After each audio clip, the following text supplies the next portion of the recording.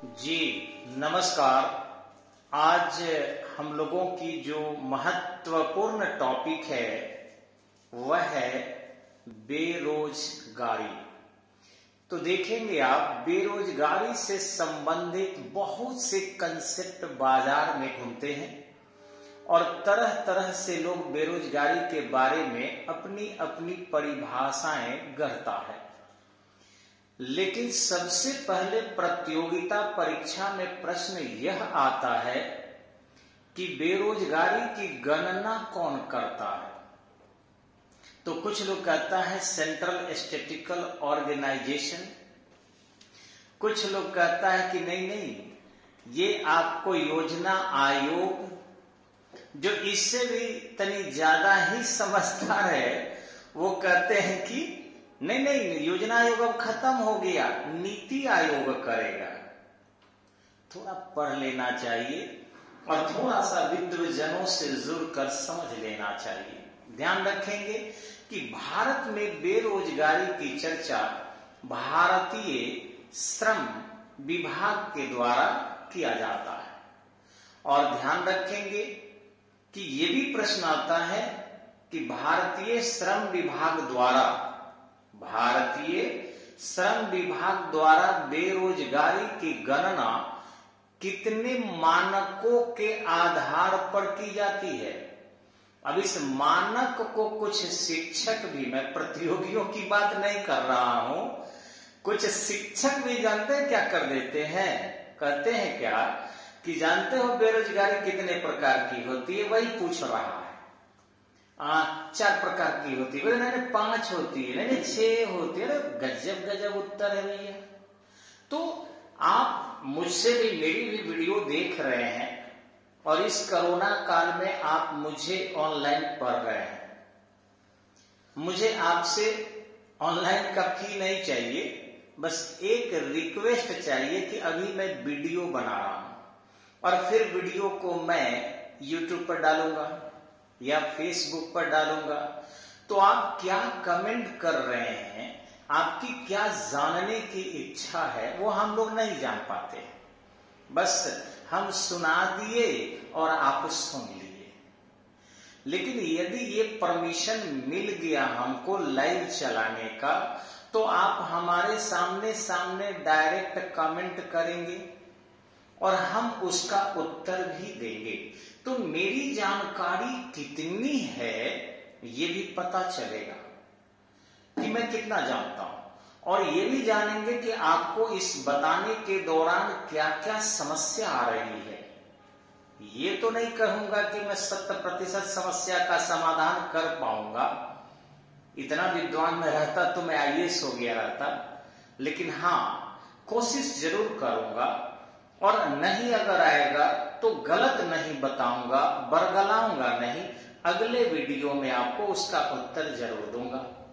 लेकिन मुझे विश्वास है कि 99.9% कॉम्पिटिटिव क्वेश्चन का उत्तर आपको मिलेगा।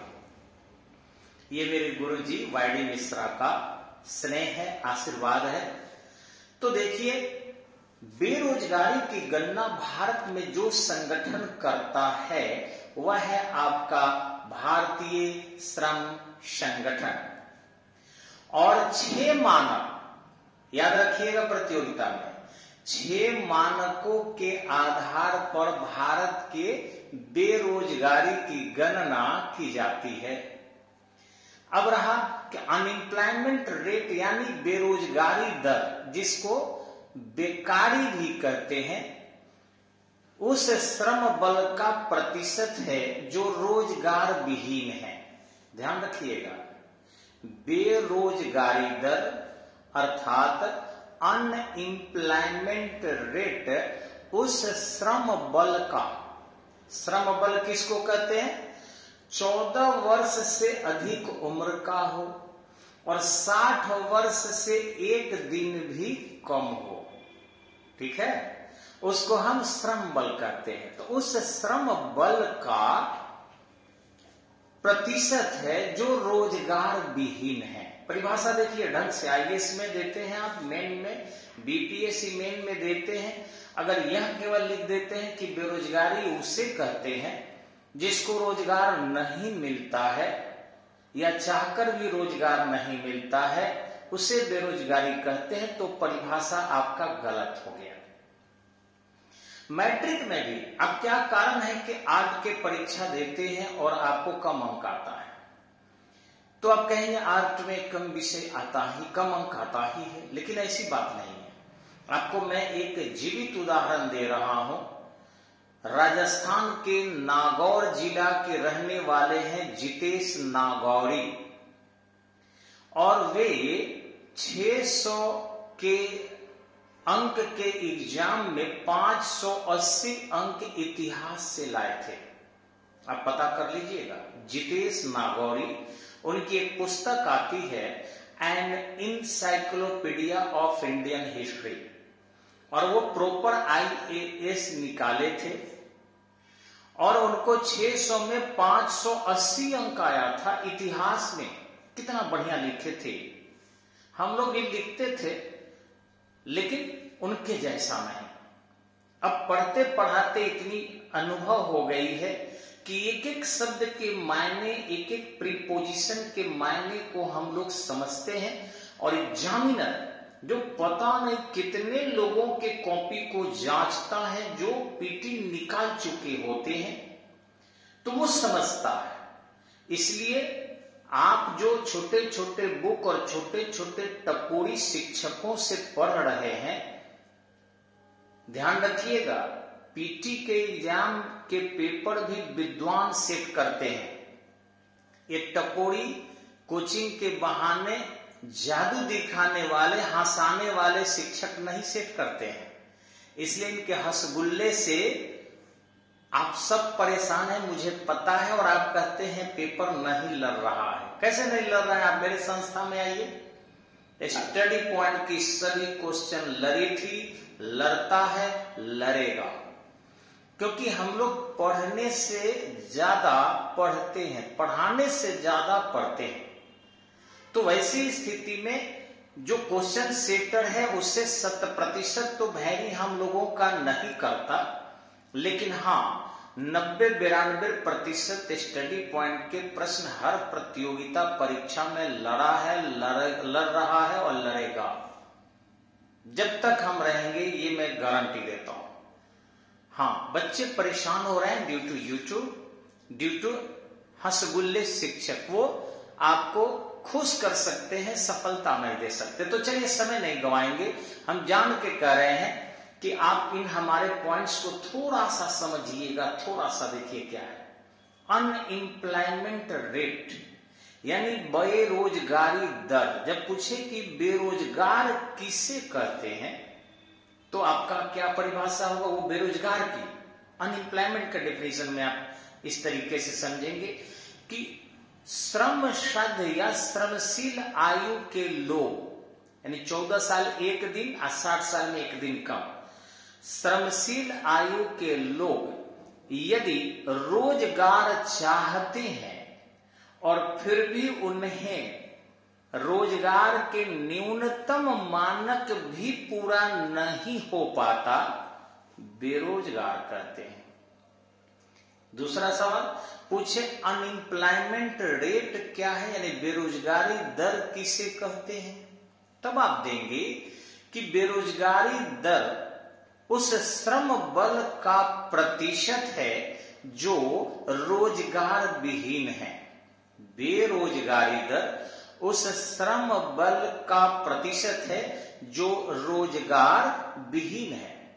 और ध्यान रखेंगे, यह एक लैंगिक इंडिकेटर है, लैंगिक इंडिकेटर, जिसका अर्थ है कि आमतौर पर यह बदलती आर्थिक स्थितियों के आधार पर निर्धारित होता है, और यह अनुमान के आधार पर भी अधिकतम निकलता है, क्योंकि सारे लोगों की जानकारी प्राप्त कर लेना लेबर डिपार्टमेंट के बस की बात नहीं है, इतनी बड़ी आबादी। अब इसमें सबसे जो 6 मानक देखा जाता है, इसमें यह देखा जाता है कि यदि कोई तीन मानक के आधार पर रोजगार प्राप्त करने में असफल है। पहला, कि प्रचलित मजदूरी दर से कम दर पर भी कोई रोजगार चाह रहा है और फिर भी रोजगार न मिले। दूसरा, यदि किसी व्यक्ति को कार्य करने की क्षमता अधिक हो और फिर भी उसकी क्षमता से कम काम मिले। और तीसरा, कि यदि कोई शिक्षित है, चाहे वो तकनीकी रूप से या शैक्षणिक रूप से, और उसे अपने योग्यता के अनुसार से कम योग्यता के कार्य भी नहीं मिल पा रहे हैं, और ये तीनों मानक अगर हो गए तो मान लिया जाता है बेरोजगारी है। अब ध्यान रखेंगे, दूसरे देशों में और भारत में बेरोजगारी दर को अलग अलग तरीके से परिभाषित किया गया। अमेरिका का ले लें तो महीने के पहले शुक्रवार को बेरोजगारी दर की घोषणा की जाती है। प्रत्येक महीने के पहले सप्ताह के शुक्रवार को बेरोजगारी दर की घोषणा की जाती है और आधिकारिक रूप से यह स्पष्ट किया जाता है कि अनएम्प्लॉयमेंट रेट कितने हैं। अब ध्यान रखेंगे कि बेरोजगारी को भी पूर्णकालिक बेरोजगारी, अंशकालिक बेरोजगारी, अस्थायी बेरोजगारी या अस्थायी बेरोजगारी दो भागों में बांटा जाता है। ये चार भाग नहीं है। पूर्णकालिक बेरोजगारी जिसको पूरी तरह काम नहीं मिल रहा है, अंशकालिक बेरोजगारी यानी कुछ काम मिल रहा है और कुछ काम नहीं मिल रहा है। अब ध्यान रखेंगे, यदि कोई भी व्यक्ति अवैतनिक रूप से यानी जिसको मौद्रिक मूल्य कार्य के बदले नहीं मिलता, कोई भी व्यक्ति अवैतनिक रूप से यदि अपने पारिवारिक कार्य में या कहीं भी नियोजन को प्राप्त किया है और वह सप्ताह में यदि 15 घंटा से अधिक काम कर रहा है तो मान लिया जाता है कि वो अंशकालीन बेरोजगार है। लेकिन एक ध्यान देंगे, यदि वो व्यक्ति कार्य करने की इच्छा रखता है और उस आधार पर यदि उसे रोजगार मिल रहा है कम से कम प्रतिदिन 1 घंटा और सप्ताह में 7 घंटा, तो ये माना जाता है कि वो पूर्णतः बेरोजगार नहीं है, वह अंशकालिक बेरोजगार है। अब बेरोजगारी को अलग अलग तरीके से विश्व में और भारत में समझने का प्रयास किया गया है। ध्यान रखेंगे, सबसे पहले जो भारत में सबसे ज्यादा बेरोजगारी देखने को मिलती है वह है आपका डिसगाइज्ड अनएम्प्लॉयमेंट, यानी प्रच्छन्न बेरोजगारी अर्थात छुपी हुई बेरोजगारी। और फिर से समझेंगे, डिसगाइज्ड माने उसको गाइड नहीं किया गया है, अर्थात किसी कार्य में आवश्यकता से अधिक श्रमिक यदि लगे हैं, किसी कार्य में आवश्यकता से अधिक श्रमिक लगे हों, यदि उन कार्य से कुछ श्रमिकों को हटा लिया जाए तो उत्पादन पर कोई प्रतिकूल प्रभाव नहीं पड़ेगा। इसे डिसगाइज्ड अनएम्प्लॉयमेंट कहते हैं, यानी प्रच्छन्न बेरोजगारी या छुपी हुई बेरोजगारी कहते हैं। और भारत में सबसे ज्यादा कृषि क्षेत्र में ऐसा देखने को मिलता है, सबसे ज्यादा। वहां लोग ये मानता है, घर में जाके पूछिएगा जमीन है कितना, 10 कट्ठा और काम करने वाले हैं 10, सब कहते हैं खेती करते हैं, खेती करते हैं, खेती करते हैं। लेकिन एक आदमी भी चाहे तो उस 10 कट्ठे की खेती को कर सकता है, वहां 9 व्यक्ति बेवजह लगे हुए हैं, लेकिन कृषि वो भी करते हैं। घरेलू महिलाएं हरान है एकदम से, काम करते करते कितना काम करे घर का। लेकिन एक महिला नहीं, अगर घर में 5 महिलाएं भी है तो वही कोई आटा सान दी, कोई रोटी बना दी, कोई प्याज काट दी, कोई कपड़ा पसार दी, तो कोई कपड़ा उतार के रख दी। सब रोजगार में है। घरेलू कार्य के लिए भले मौद्रिक मूल्य नहीं मिलता, लेकिन अगर कार्य में माना जाए तो इस उदाहरण को भी हम ले सकते हैं समझने के लिए बस। तो इस ढंग से भारत में छुपी हुई बेरोजगारी सबसे ज्यादा। नेक्स्ट है आपका वॉलंटरी अनएम्प्लॉयमेंट, यानी स्वैच्छिक बेरोजगारी। स्वैच्छिक बेरोजगारी क्या है कि किसी भी व्यक्ति को प्रचलित मजदूरी दर पर काम मिल रहा है, प्रचलित मजदूरी दर पर काम मिल रहा है और फिर भी वो काम नहीं कर रहा, ये समझिएगा, फिर भी वो काम नहीं कर रहा है, उससे हम स्वैच्छिक बेरोजगारी कहते हैं, वॉलंटरी अनएम्प्लॉयमेंट कहते हैं। क्यों और कौन कौन आएंगे इसके अंतर्गत? एक आएंगे पहले आइडियल रिच, आदर्श धनी। पता है वो क्या करते हैं? मेरे पास बहुत पैसे, इसलिए हमको क्या जरूरी है काम करने का, बैठे रहेंगे आराम से।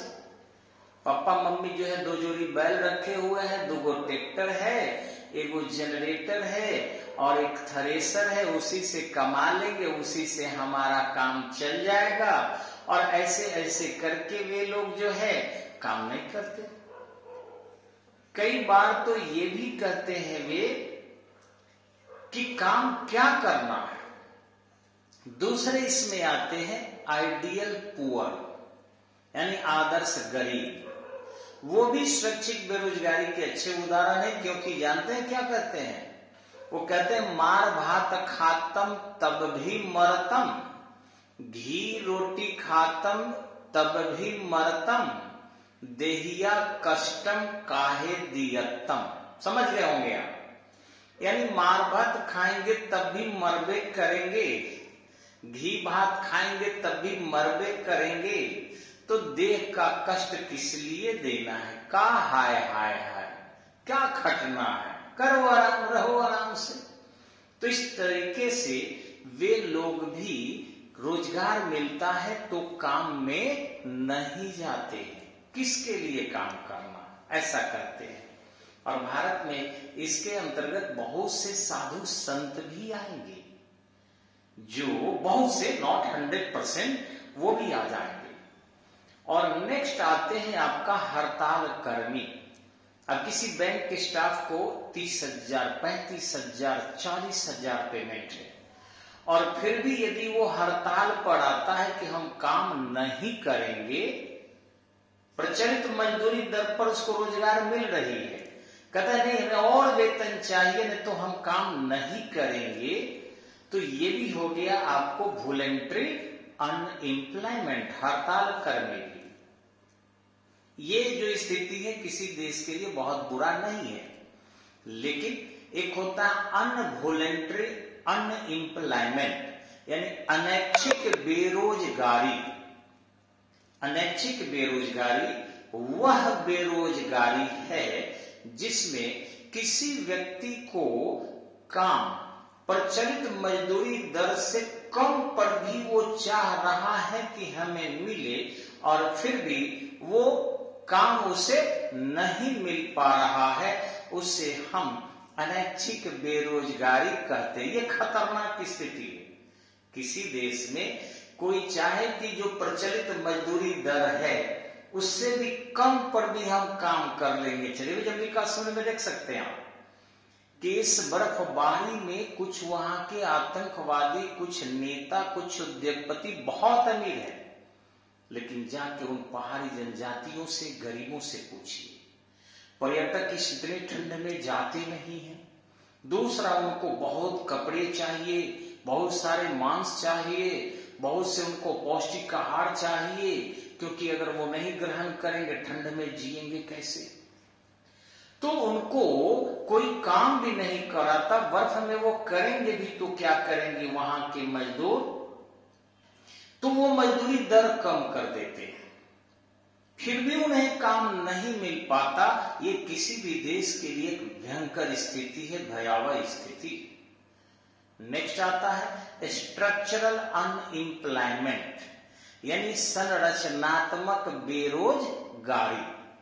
अब संरचनात्मक बेरोजगारी में है कि यदि संरचना में परिवर्तन के कारण कोई बेरोजगारी उत्पन्न होती है तो उसे हम संरचनात्मक बेरोजगारी कहते हैं।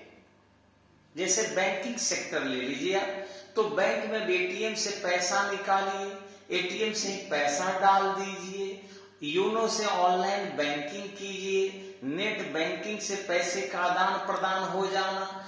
तो उस क्षेत्र में इस तरीके से संरचनात्मक परिवर्तन हुआ कि अब रोजगार नहीं मिल रहा है। अब बड़े बड़े देशों में जाके देख लीजिए, जापान में, कि पहले अच्छे भाषा के अलग अलग भाषा के अच्छे ट्रांसलेटर रहते थे। कोई अमेरिका से गया, कोई फ्रांस से गया, कोई जर्मनी से गया, कोई चीन से गया, उनको उन्हीं के भाषा में रिसेप्शनिस्ट बात करते थे या करती थी।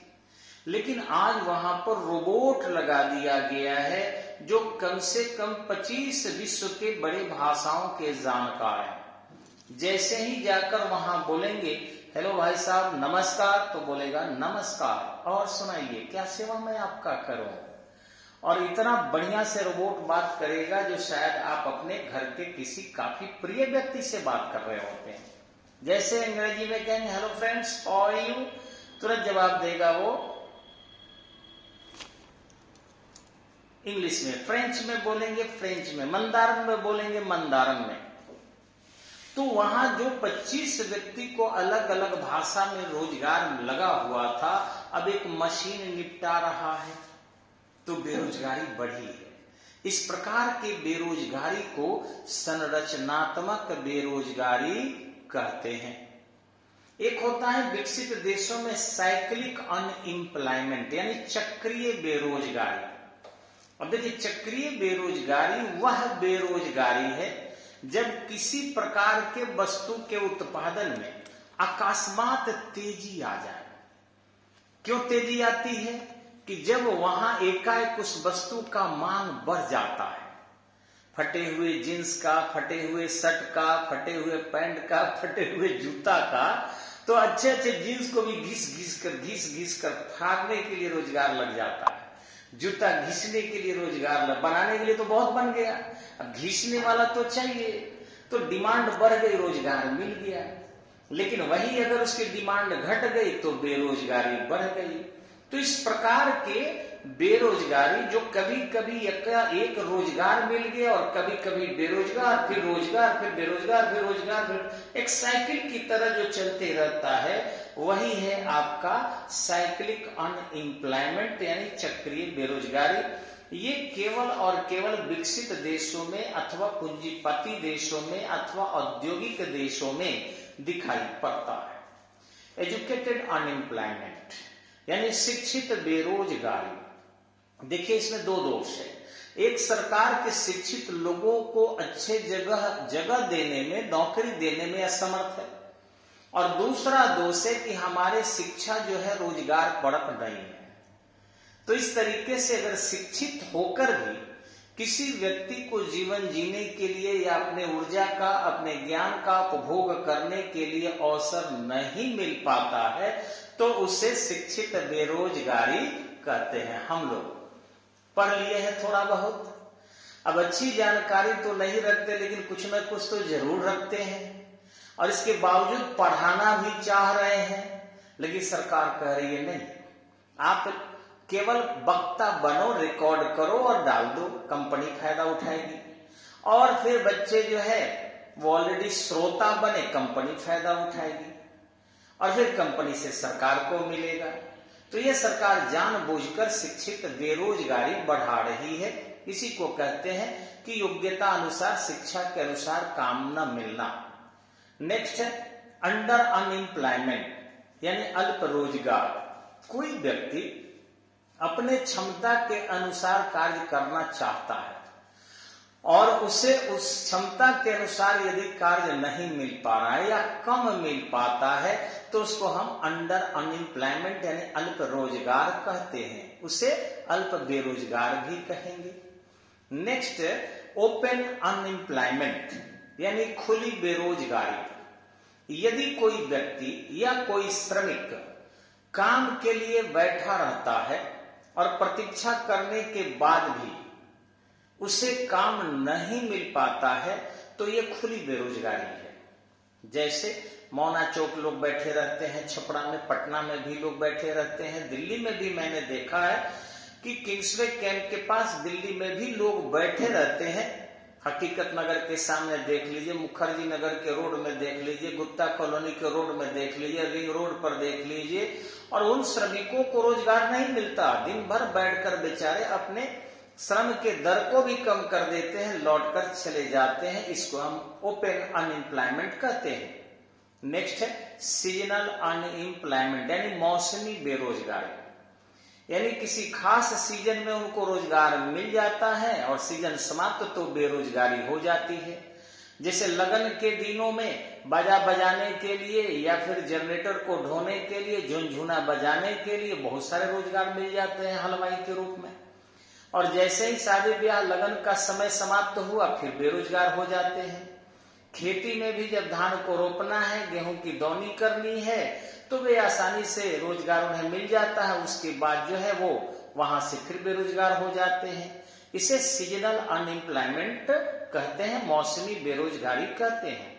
नेक्स्ट है फ्रिक्शनल अनएम्प्लॉयमेंट यानी घर्षणात्मक बेरोजगारी। जी, वह बेरोजगारी जो कहीं भी आपूर्ति में परिवर्तन होने के कारण था, अथवा कहीं मांग हो गई और कहीं पूर्ति हो गई, तो इस स्थिति में भी जो है बेरोजगारी हो जाती है। जैसे कई बार हमारे बिहारी भाई बंधु पंजाब के लिए प्रस्थान कर जाते हैं कि वहां जाएंगे तो वैसी स्थिति में वहां फसल पक गया होगा और फिर वहां पर हमें रोजगार मिल जाएगा, लेकिन वहां जाकर रोजगार के तलाश में बैठ जाते हैं क्योंकि फसल पका हुआ वहां नहीं रहता है, तो 15 दिनों तक वहां, और ट्रेन से गए तो 2-4 दिनों तक वहां। तो इस प्रकार की बेरोजगारी फ्रिक्शनल बेरोजगारी कही जाती है। और इन सब के लिए नेतृत्वकर्ता दोषी है। झूठो आरोप ये नहीं लगाना कि भाई यहाँ पर आबादी बढ़ रही है तो शिक्षा का दर सही नहीं है तो लोगों को कार्य करने की इच्छा नहीं है, ये सब गलत है। नेतृत्वकर्ता उसको नहीं कहते हैं जो देश को समस्याओं को समझे नहीं और इतने लंबे समय से इसके समाधान के लिए प्रयास करे और फिर भी समाधान उनके द्वारा नहीं हो पाए। इसलिए वे रोजगारी अब जाकर सिंगापुर में देखिए, जाके चीन में देखिए, जाके नॉर्वे में देखिए, जाके ऑस्ट्रेलिया में देखिए, नहीं है। ये सारे देश बेरोजगारी को समाप्त करने के लिए कमर कसे हैं, मेहनत करते हैं। वहां की शासन और प्रशासनिक अधिकारी दोनों मिलकर काम करते हैं और इस प्रकार बेरोजगारी वहां लगभग समाप्त है। भारत में बेरोजगारी पूरी तरह समाप्त करने के लिए महाराष्ट्र सरकार ने कदम उठाया था और यही कारण है कि उतनी बड़ी आबादी महाराष्ट्र के second largest state in India, वहां भी जो है आपको बेरोजगारी लगभग समाप्त है। अगर दूसरे राज्य से लोग जाकर रोजगार वहां नहीं ढूंढे तो शायद महाराष्ट्र में कोई बेरोजगार नहीं बैठता। तो वहां की सरकार की इच्छा शक्ति मजबूत थी और उन्होंने इसकी घोषणा किया, उसे लागू किया। अलग अलग राज्य भी यदि कर दे तो बेरोजगारी समाप्त हो जाएगी, अथवा केंद्र सरकार को ही इसके लिए कमेटी बनाकर बशर्ते उस पर काम करना पड़ेगा। बेरोजगारी दर ऐसा नहीं, समस्या कोई नहीं जिसका समाधान संभव नहीं है, अगर दृढ़ इच्छा शक्ति हो तब। तो मेरी एक फिर रिक्वेस्ट है कि प्लीज अच्छे वीडियो के लिए सब्सक्राइब कीजिए और लाइव के लिए 1000 तक सब्सक्राइबर पहुंचा दीजिए आप सभी। धन्यवाद, नमस्कार, जय हिंद, जय भारत।